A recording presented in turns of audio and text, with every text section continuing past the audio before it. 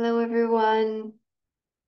Lovely to see you, Sangha, here in our Zoom room, and welcome to you practicing with us on the YouTube channel as well. Hmm. Yesterday was our National Day of Truth and Reconciliation. It's been 10 years since the conclusion of that uh, process and the resulting 94 recommendations that came from the Truth and Reconciliation Commission. These calls to action. They're mostly worded as calls to action to the government and community agency, including everything from child welfare, education, language and culture, justice, health, and if you haven't, I've put the link down below. It's it's good to read them, like to actually read all 94 of them. You could do this in a group together with community and just take turns just reading through it and really hearing the issues. That's a wonderful way to do it that I've been able to participate in and found it helpful. Uh, I didn't get an accurate picture of this, but one of the things I was looking at, like out of these 94 calls to action, one report that was from this year said that only 15 have been fulfilled 10 years later. Others say different amounts, and because many are in progress. What does that mean? But hopefully they are really actually in progress. I don't know, 10 years. So that's sad news. Very sad. Um, but I was curious about the Dharma of reconciliation and um, what intersections there are here that we can look at for our own lives and also with regards to this process. In terms of the Truth and Reconciliation Commissions and us personally, as many of them are worded calling on the government, different parts of the government to enact these things.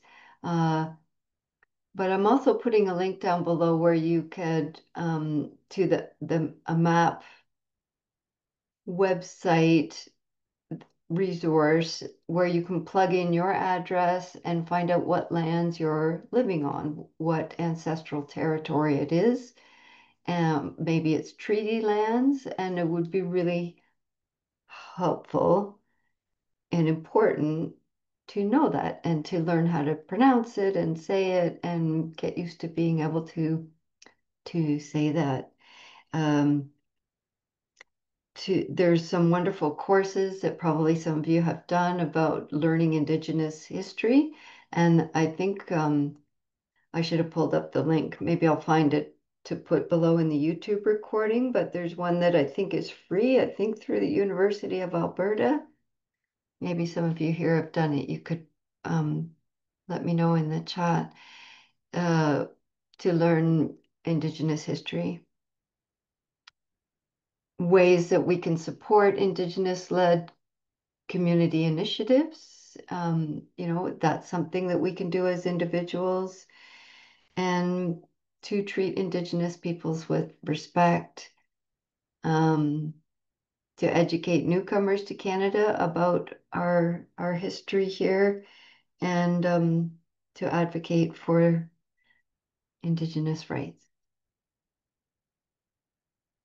And there's a wonderful article I've also put the link to down below from Thanissaro Bhikkhu, and I've linked to more information about who he is as a Theravadan monk. But he wrote a wonderful article that you can see in Access to Insight. I'll put the link entitled Reconciliation, Right and Wrong. So it's just a beautiful resource where he's talking, sharing the Buddha's teachings on reconciliation, and it's quite fascinating. There's a couple suttas we could cite. Maybe I'll just name this one for now from the Dhammapada. It's number 2 of the Dhammapada. No, Digha Nikaya. Pardon me, Digha Nikaya. Um, it is a cause of growth in the Dhamma, in the path, in the way, and in the Vinaya, which is a monastic code of ethics and of how to be in community together. It is a cause of growth in the Dhamma of the noble ones. When seeing a transgression as such, one makes amends in accordance with the Dhamma and exercises restraint in the future. So when we recognize that we've caused harm or someone has the courage to let us know that something was hurtful or harmful to them, one who is a wise being offers amends and exercises restraint in the future. This is something some of us have been talking about in another group called Hiri Ottappa in Pali. Hiri is regret, and Ottappa, Ottapa. These are two P's, Ottappa. One. Oh my goodness, I'm scattered tonight. Regret and remorse, it's called, it's part of wise effort, and it's to acknowledge what's been harmful and to the best of our ability set our intentions and our efforts to not cause that harm again. So that's what that is pointing to. In this article, Tanasaro Bhikkhu, I don't know if you can hear the chihuahua crying outside the door, hopefully not. Um, he points out that forgiveness and reconciliation are two different things. And this is interesting. Forgiveness is something that we can do. It benefits all beings, but it doesn't need to be in relationship with someone else. It's a practice in our own hearts and minds to unburden ourselves from the weight of resentment if someone's caused us harm. We feel that lingering ill will or resentment, and it's a way to free ourselves from that. Um, and it also can cut the cycle of retribution, where if we feel harm has been done to us and there's still this lingering resentment, it can come out in unskillful ways in our thoughts and actions and speech. So, forgiveness practice is something that we can do totally on our own without others needing to know what we're doing. It's an inner process. Whereas reconciliation is definitely done in relationship, and it means in the Dhamma, it means a return to amicability, to care, friendliness, relatedness. Um, and so it requires more than forgiveness. Uh, and it's a process of reestablishing trust. That's a big one that can take a lot of time. But it comes about because of this mutuality in the intention of reconciliation, where one is actually accepting responsibility for the harm done. Um, and if either party is denying responsibility, then there certainly cannot be any reconciliation. And we can see this in some of the provincial governments in Canada that uh, deny responsibility, and there's not going to be any movement towards reconciliation without that. in it's kind of this relationship of mutual respect, mutuality, and again, this acknowledgement that in our personal lives, if someone shares with us that they found something harmful that we've done, whether it's intentional or unintentional, is a separate piece. Intentional harm definitely has more karmic weight, but often harms are unintentional. We didn't realize we weren't trying to hurt someone. Um, and so to just learn to hear that and say, I really hear what you're saying, that that was harmful to you, without saying, that's not what I meant first thing, because then they don't feel heard. Um, or or the often cited, I was only kidding. Ooh, ouch. That's so harmful. Just hear the impact and acknowledge that harm was done, um, and then resolve to moving forward to not cause that harm again to the best of our ability. Um, yeah, the the Buddhist path around how to achieve peace and harmony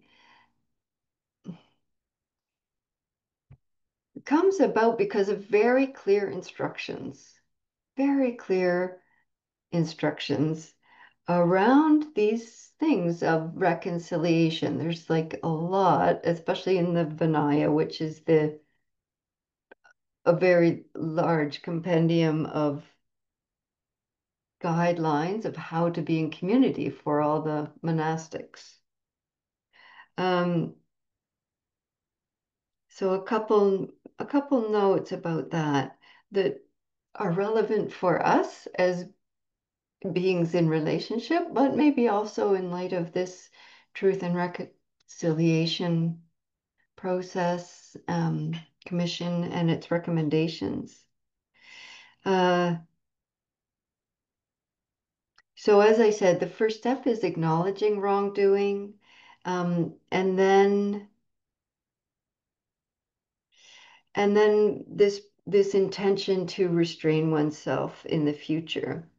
Um, and often it's recommended in these guidelines and these instructions really, to have a mediator, someone, I think it was often a layperson, like this is in regard to monastics, they would ask a layperson to be a mediator, which is interesting.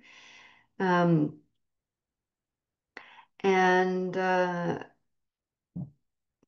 there's a really interesting additional piece here that Thanissaro Bhikkhu shares, that if the dispute has broken the Sangha, meaning the community of monastics, into different factions, who, agreeing and disagreeing and thinking they're wrong or they're wrong, or it should be like this, um, then they're advised first to clear the air in a procedure called covering over with grass.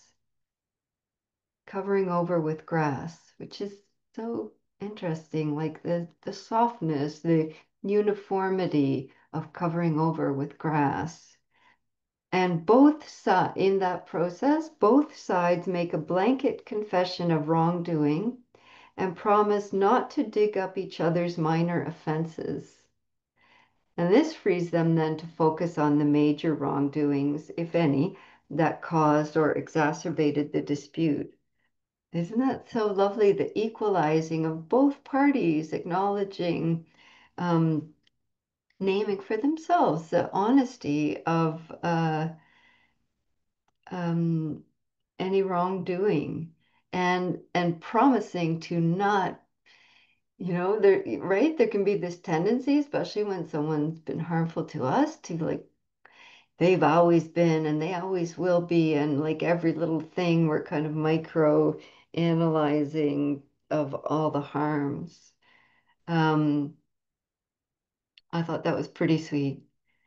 Um, and then there's another, it goes a little further that when there's a full split in the Sangha, like a really big rift and um, yeah, don't know how else to add to that.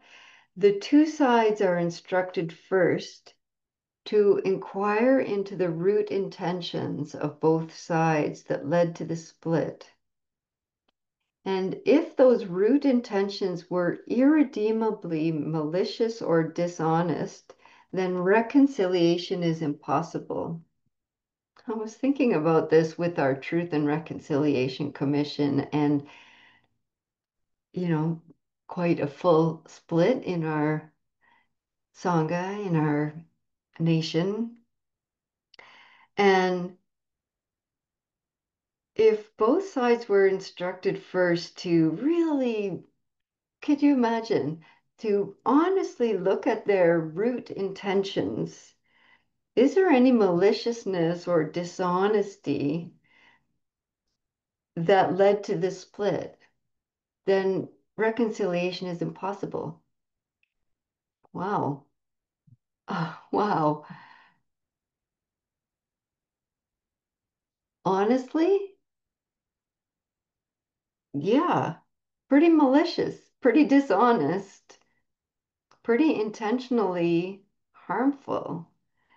What was done in the residential schools and to the taking the land and uh, dishonesty in treaties and so many things, and how greed, hatred, and delusion are really at the root of so much of this division: greed, hatred, and delusion.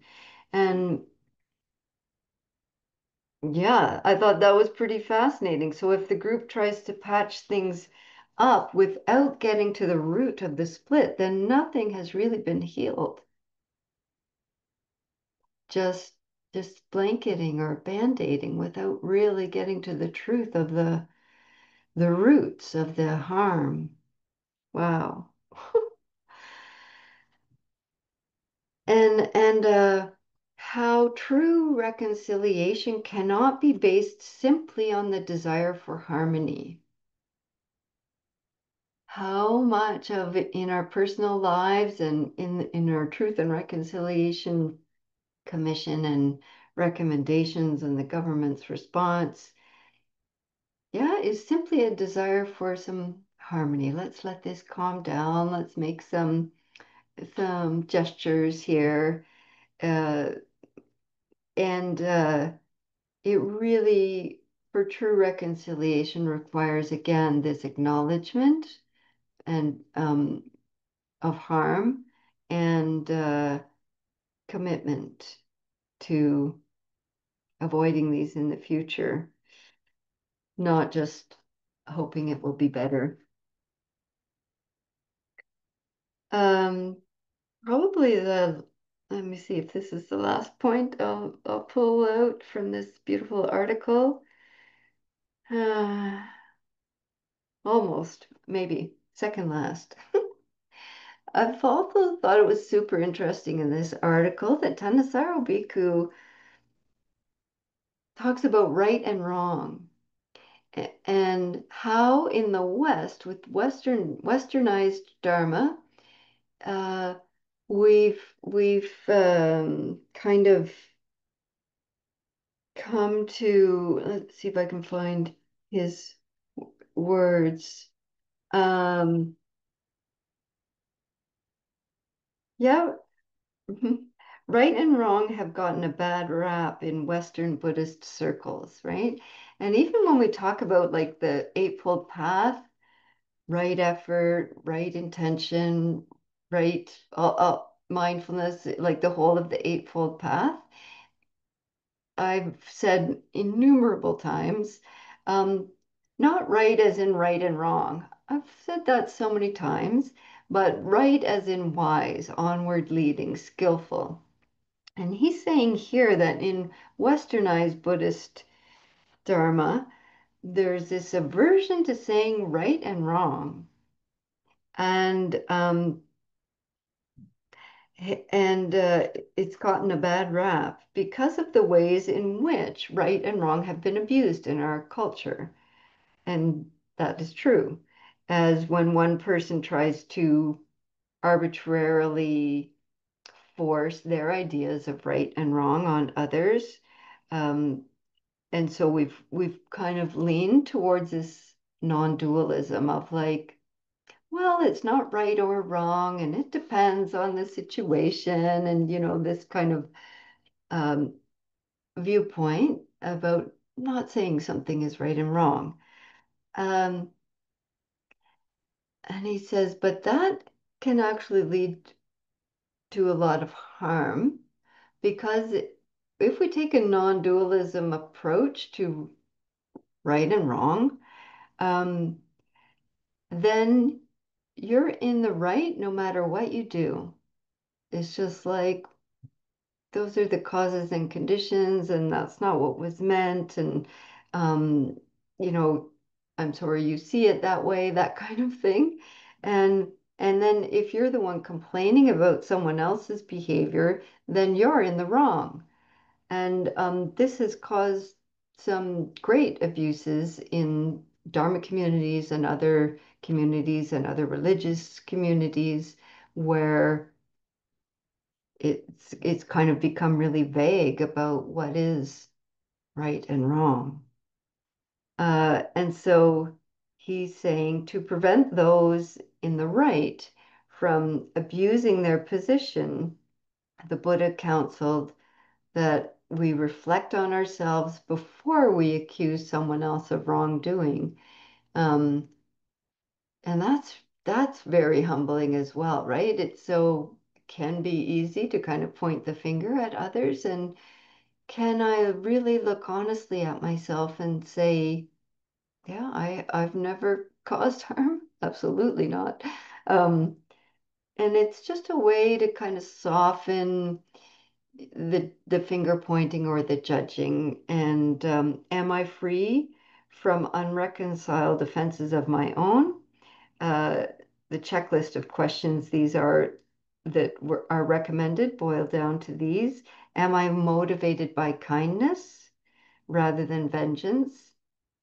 And am I really clear on our mutual standards, our mutuality, our mutual values and ethics?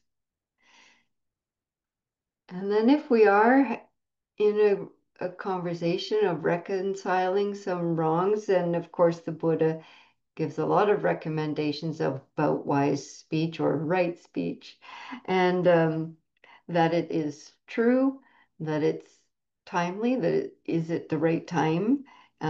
Is it spoken gently, to the point, succinctly, so we're not kind of bringing in a whole bunch of extraness? And is it prompted by kindness? And there's a lot of teachings around wise speech and how to do this in a way of mutuality and respect. If we do get to that point of actually having these reconciliation conversations. Ah, one of the short suttas, this one is from the Dhammapada, number 173, says, one who having been heedless, not non-mindful, um, so one who has been heedless and is heedless no more, illuminates this world like a moon freed from the clouds.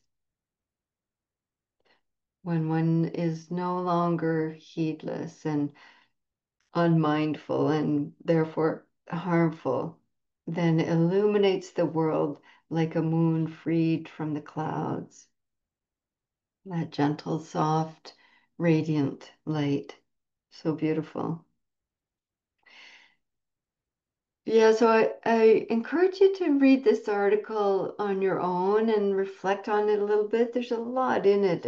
I found it very thought-provoking and inspiring about what does true reconciliation look like and require. And it says really, it's not just like wishing for things to settle down, but a really deep mutuality. And there's many times when we can't have that, when relationships are not able to meet at that place of mutual respect and intention. In that case, then we would be practicing a forgiveness practice because the reconciliation is not possible.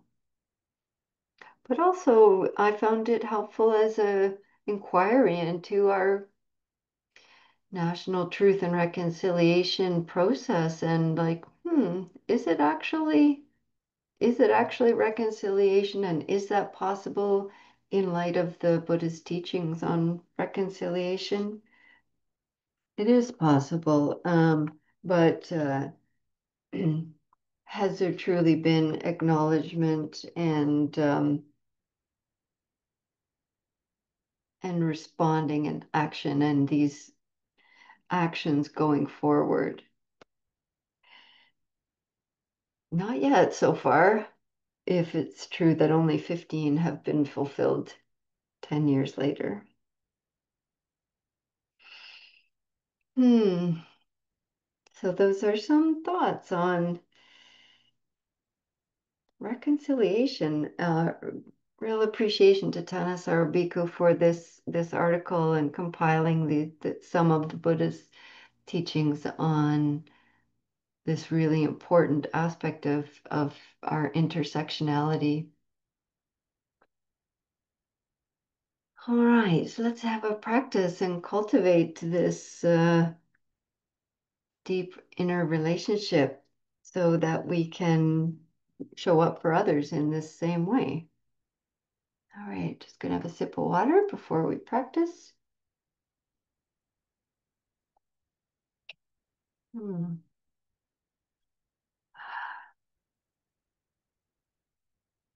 Hmm.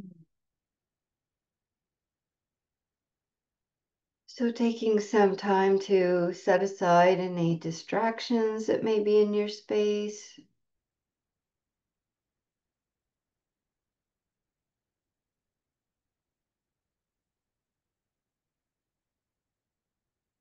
Seeing if your posture needs any caring attention or adjustments. I'm gonna put my sweater on.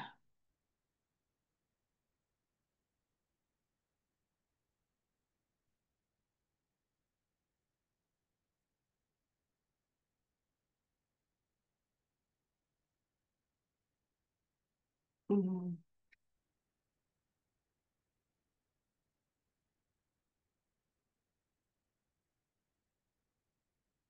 Once you have your posture adjusted and supported, feel this invitation to be in relationship with yourself by settling awareness in and around and through the body.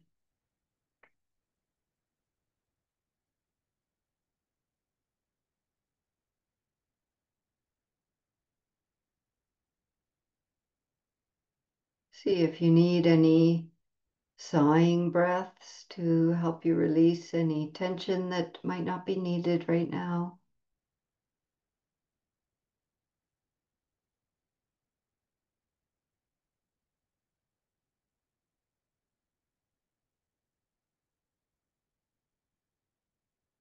And then begin to guide awareness over and through, down the body, relaxing the face,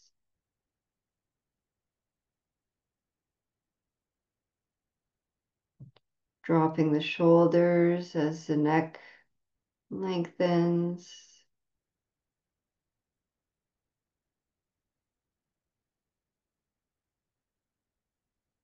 feeling the movement of the ribs and the chest and the belly as you take a few slightly deeper breaths.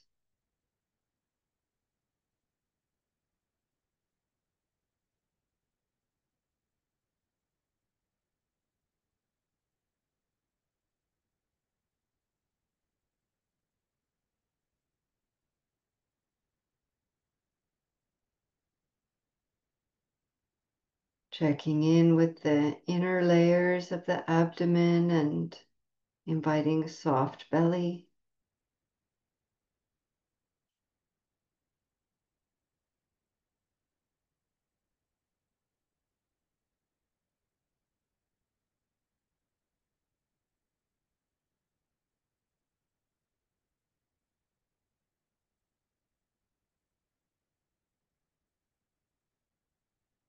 Feeling the contact of the body with the support that you're on. What parts of the body are touching the chair or cushion that you're resting on? What parts of the body are touching the ground?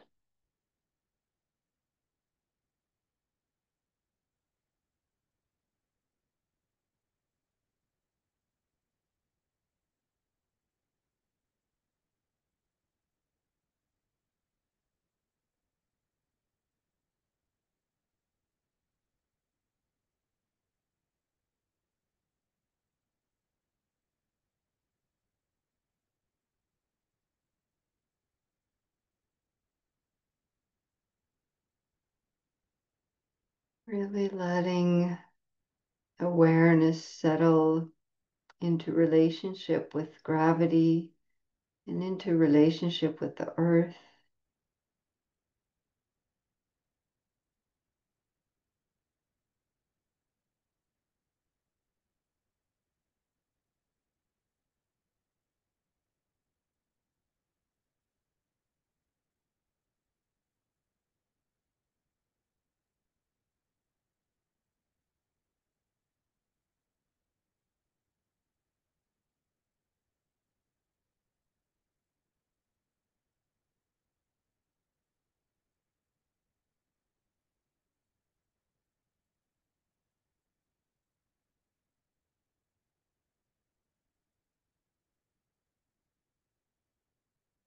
And then we'll invite a little bit of gentle reflection and contemplation into our practice tonight.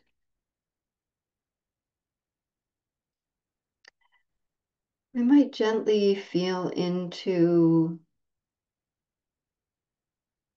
a recollection of some harm that we have caused others. They've shared with us something that's been hurtful, or we've just felt a sense of regret and remorse.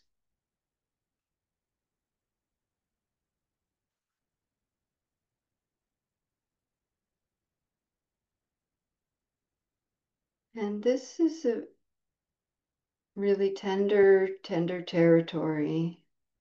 So try to not get too much into the story of it and the thoughts around it, but just this tender honesty of just beginning to be honest with ourselves. This is, of course, a necessary step before we could possibly be in relationship with others around this without adding any sense of shame or blame, but just this honest regret.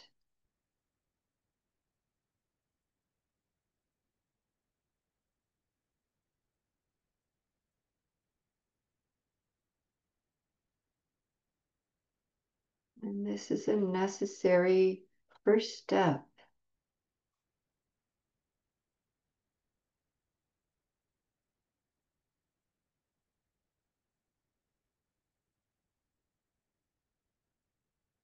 Acknowledgement of wrongdoing.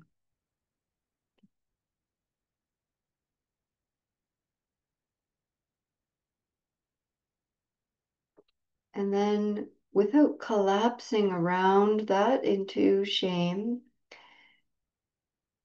let it energize a feeling of intention going forward. This deep intention, or even a promise to the best of our ability to restrain from repeating that harm in the future.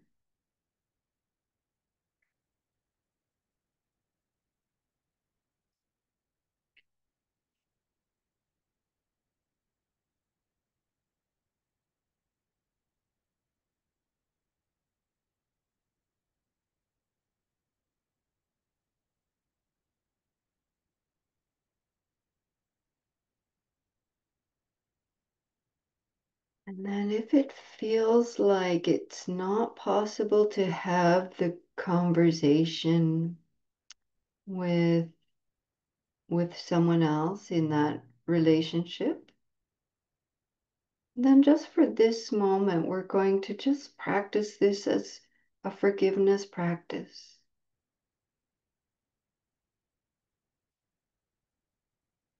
Aware of any intentional or unintentional harm that I have caused others through my thoughts, speech, or actions.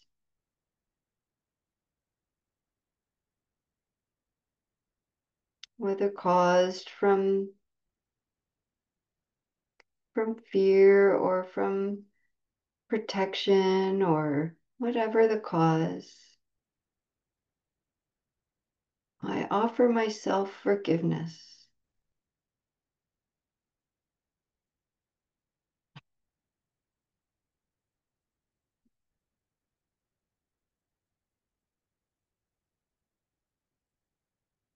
And for ways I have harmed you, intentionally or unintentionally, through my thoughts, speech, actions, I ask for your forgiveness. I ask to receive forgiveness.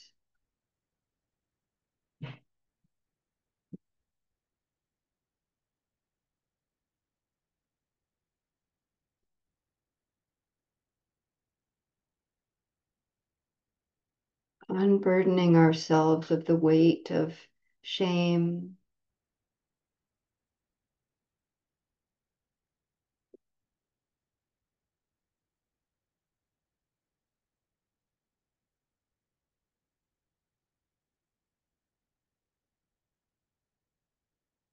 take a releasing breath and allow yourself to really feel your body's connection with the ground again.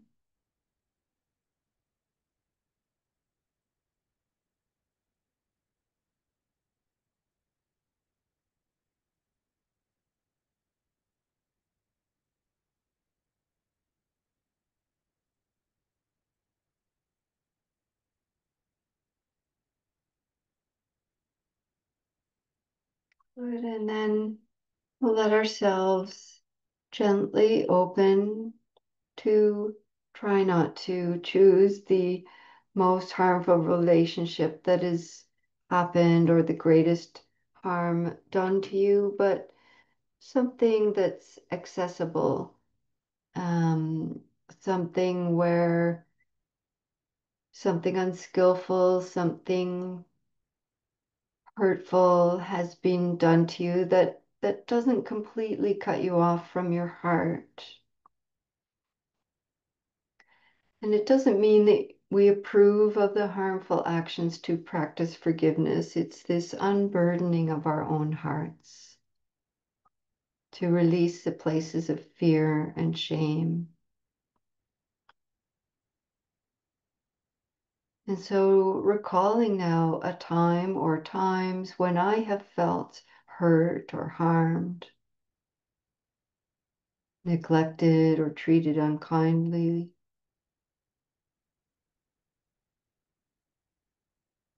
allow a gentle feeling into that. If it feels overwhelming, just release it and feel the ground again, or open your eyes. And just touch into this intention to forgive, to let go, to unburden ourselves from the weight of resentment, to cut any cycle of retribution that may linger.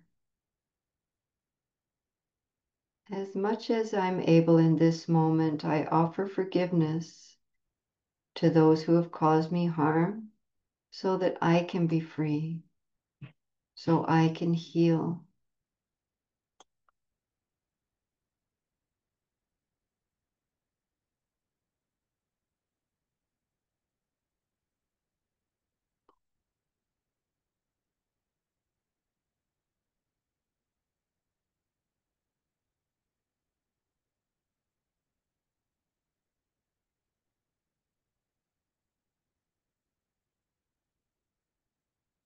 Just take another few moments with this, acknowledging the times we've harmed others or we've felt hurt.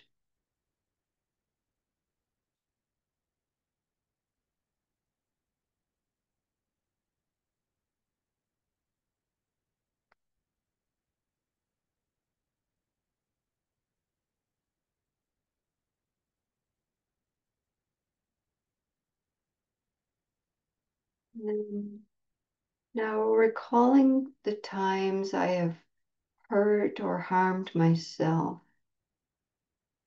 neglected or turned away from myself.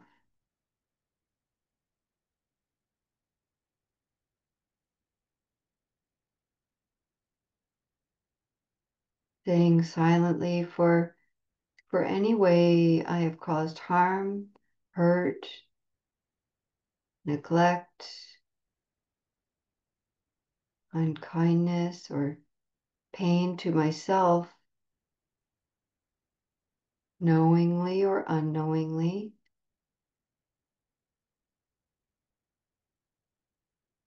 through my thoughts, words, and actions.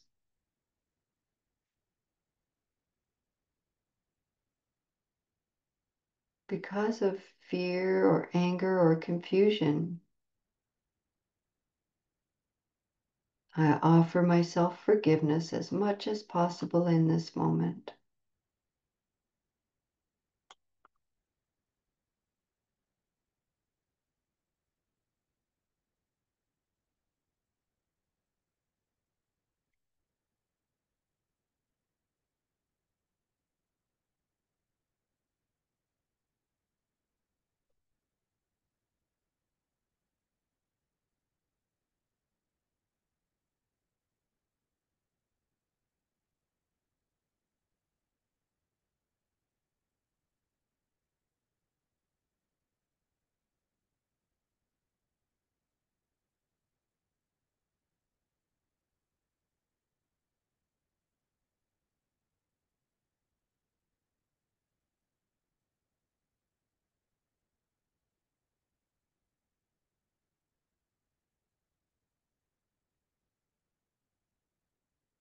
The Angutta Nikaya says,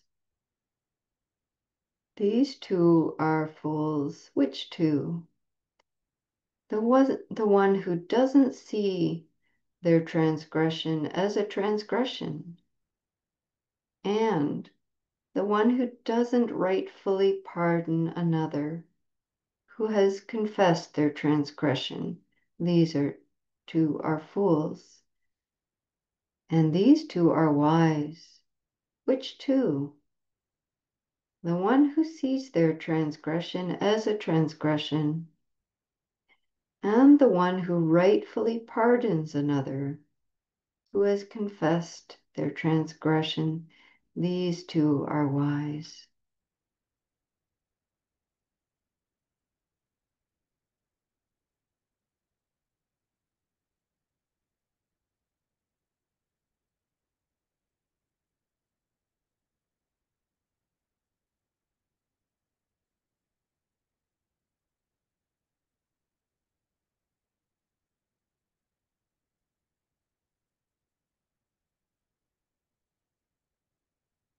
If you notice yourself caught in story or ruminating, let awareness settle back into the touch points of your hands, your feet, or if you feel any overwhelm, open your eyes for a moment.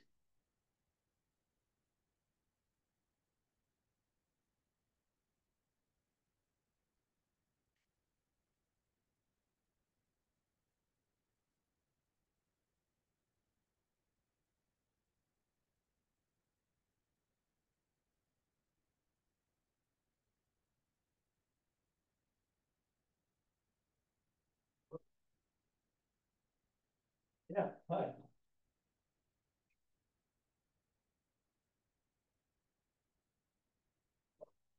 Just resting for another few moments in the truth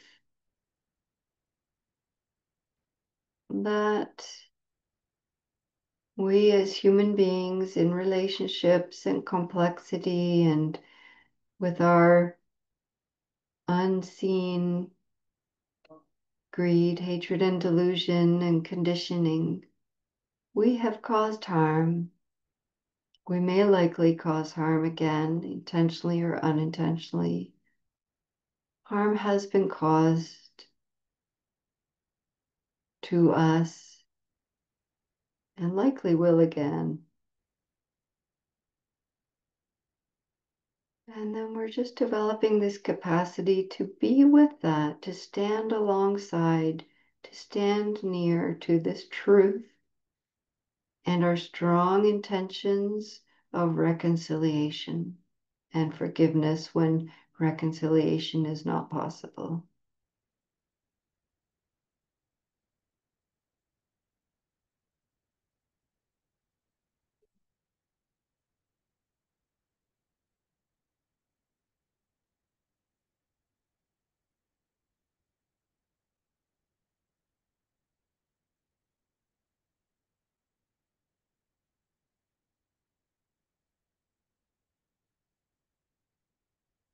May all beings everywhere be heard and be respected and be free from suffering.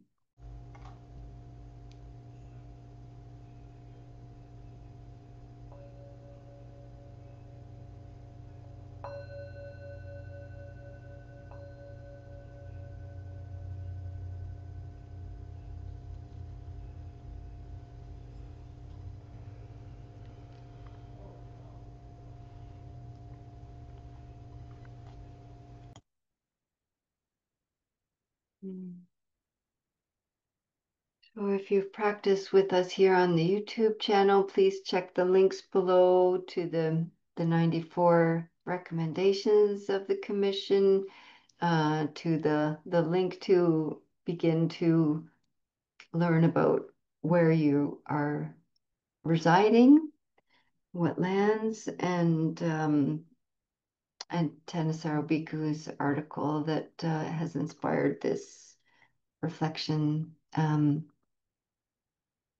Thanks for practicing with us and hope to see you again. Let's see if I can find the right button to not turn the recording off. There it is. All right. See you. Thank you. Take care.